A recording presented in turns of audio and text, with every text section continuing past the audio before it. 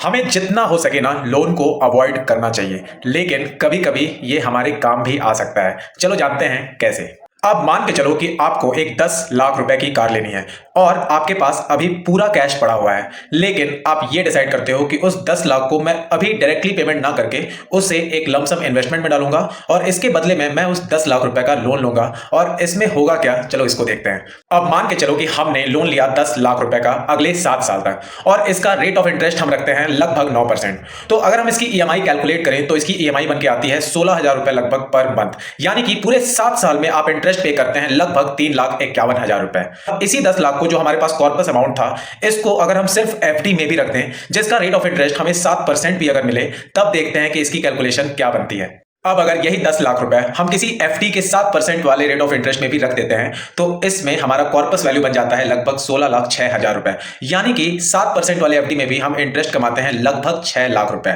अब इसमें इतना डिफरेंस क्यों? 9% वाले में हमें सिर्फ 3 लाख रुपए और 7% वाले पे हमें लगभग 6 लाख रुपए मिल रहा है। तो इसका रीजन यह है कि जब हम ईएमआई पे करते हैं तो हमारे प्रिंसिपल में से वो अमाउंट घटते चला जाता है, इसलिए हमारा वो रिड्यूसिंग रेट पे चला जाता है।